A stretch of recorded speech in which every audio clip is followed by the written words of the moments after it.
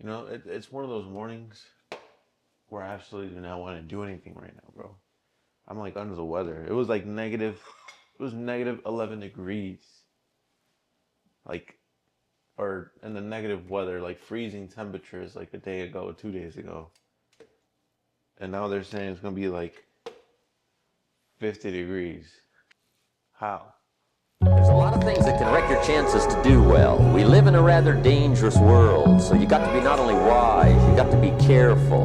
And attitude diseases are deadly. I mean, they'll destroy all the good things you start. So we'll go through those attitude diseases, how to spot them, how to look for them, what they are, and the cure. And I'm a pro on these because I've had them all, so I can give you excellent advice on these. Here's the list. Attitude diseases. Number one is indifference.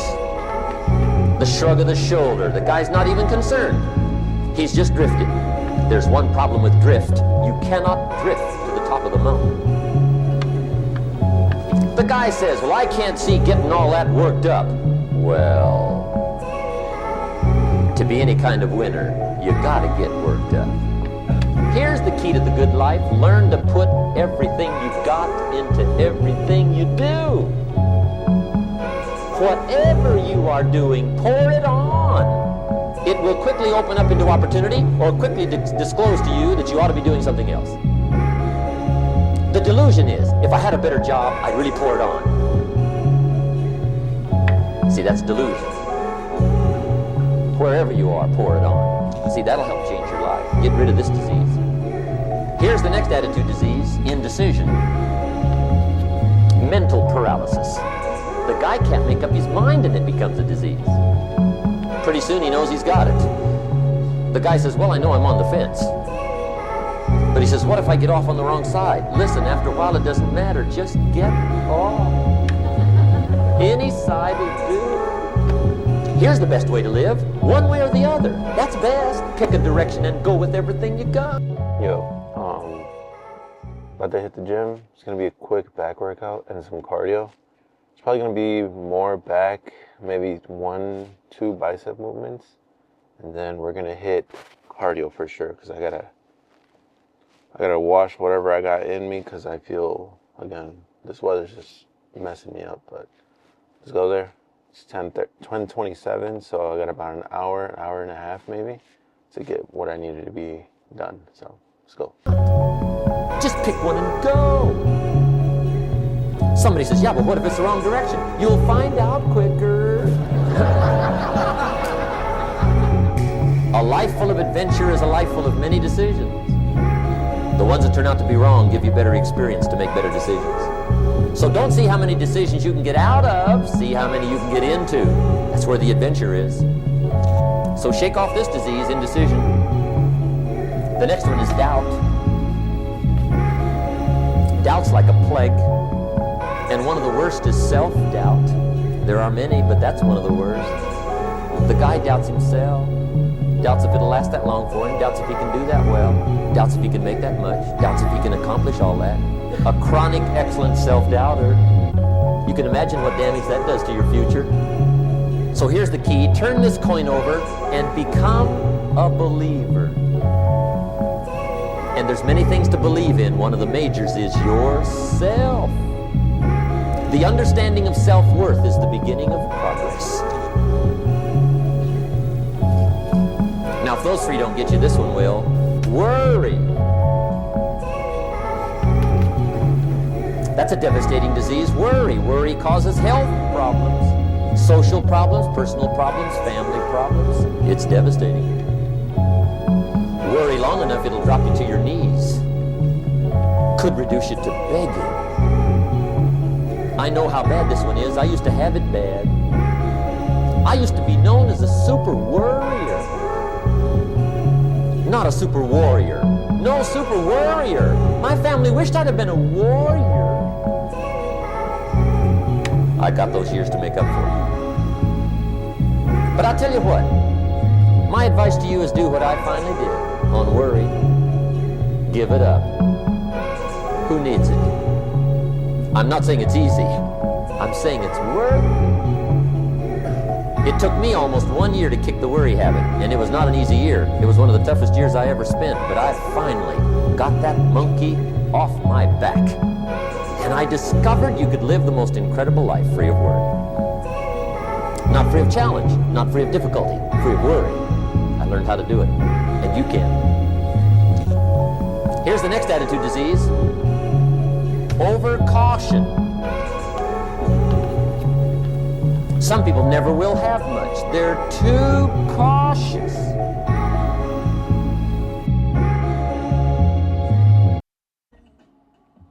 $37 degrees, but my truck says it's 53. It feels like it's 53 degrees, bro. I'm sweating. It's crazy. Okay. So here's usually where I wouldn't go to the gym or train. I would literally just chill at home, not do nothing. But I decided to go hit squats in my basement. Even though I wasn't feeling the greatest, but I knew I couldn't skip legs, so I just decided to go down there, hit some squats. I think I hit like 6 sets of freaking 10 to 12 squats, and then I worked myself up to like 225 or a little over 225. But yeah, it was me and my wife down there. But yeah, days like that, like I just didn't want to show up, didn't want to do anything, didn't want to record, so I decided to just go down there and do it anyway. Keep myself accountable and just keep on doing, keep on pushing through it, and keep moving. So this is where I normally would have quit, or maybe I wouldn't shown up. But yeah, let's keep on going with the video. This is called the timid approach to life. And my caution was always the risk. Risk used to drive me right up the wall. I used to say, what if this happens? It's called the language of the poor. What if this happens? And on top of that, if this was to happen, look at the fix I'd be in. I better not try. I could always ace myself out. Then I'll tell you what changed my whole life when I finally discovered it's all risky.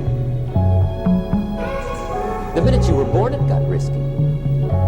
If you think trying is risky, wait till they hand you the bill for not trying. If you think investing is risky, wait till you get the tab for not investing. See, it's all risky. Getting married is risky. Having children is risky. Going into business is risky. Investing your money is risky. It's all risky. I'll tell you how risky life is. You're not going to get out alive. That's risky. The Englishman says, well, if that's the way it's going to work out, let's give it a go. Right, that's what it's for. Give it a go. Somebody says, yeah, but I'm looking for safety and security. Fine, then huddle in a corner. We'll cover you with a sheet and bring you 3 meals a day. And we'll protect you, feed you, look after you, care for you. We won't let anything happen to you. And you'll probably live to be 100. The guy said, well, yeah, I'd live to be 100. But what a way to live. Yo, it's Sunday. Felt like straight booty throughout the week for some reason. I had like some type of like, I don't know, I was like bleeding from my nose. I had fever. Yeah, I don't know. That's kind of shitty.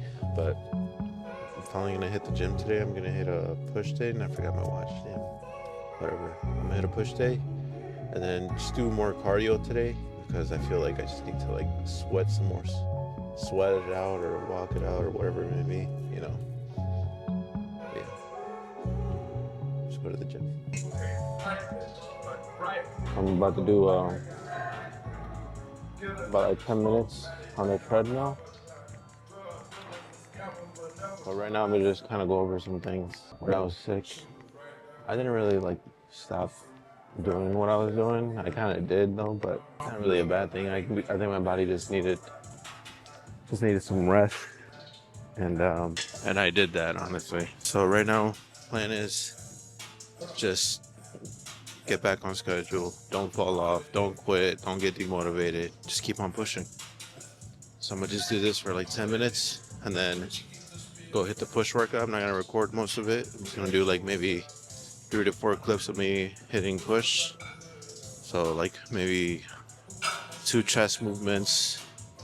It's not my full workout. I'm gonna do like 3 to 4 chest movements, then shoulders, then triceps, and then cardio again for about 20 minutes, and then head home. All right. Right. What a way to live, safe and secure. Don't ask for security. Ask for adventure. Better to live 30 years full of adventure than 100 years safe in the corner. Here's the next attitude disease. We're almost through with this motley list. In fact, we're almost through. Hang on. The next one is pessimism. Pessimism, the deadly disease of always looking on the bad side, the problem side, the difficult side, checking all the reasons why it can't be done. The poor pessimist leads an ugly life. He doesn't try to figure out what's right. He tries to figure out what's wrong. He doesn't look for virtue. He looks for faults. And when he finds them, he's delighted. How ugly. This is the poor guy who looks through the window, doesn't see the sunset. He sees the specks on the window.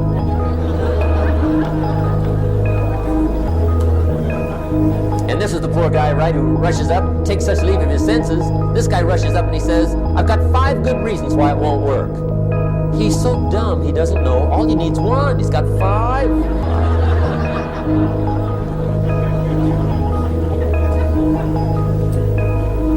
To the pessimist, the glass is always half empty. To the optimist, the glass is half full. Why would the same measure affect people 2 different ways? Answer: it all depends on how you look at it. Our lives are mostly affected by the way we think things are, not the way they are. The way we think they are affects us most. There's a subject we don't have time to get into tonight called better thinking habits. One of the major things Shoaff taught me when I met him, he said, poor thinking habits keeps most people poor. Not poor working habits. Most people work hard, but they don't think hard. And Shoaff taught me that the mind is like a factory, a mental factory. And whatever you think about all day long pours ingredients into this mental factory. And that's what builds the economic, social, financial fabric of your life. As you think, so you become. How awesome. When he talked about poor thinking habits, he had me. I used to start the day reading the morning newspaper. I mean, you can believe that or not. I'd get a cup of coffee and read the paper. I'd load up on wars and riots and murders and stabbings and killings and bank robberies and muggings and car wrecks and tragedies. I'd even read the back pages. I seem to like that stuff for some weird reason. I'd load up on all that, and then I'd start the day. You can imagine the kind of days I used to have.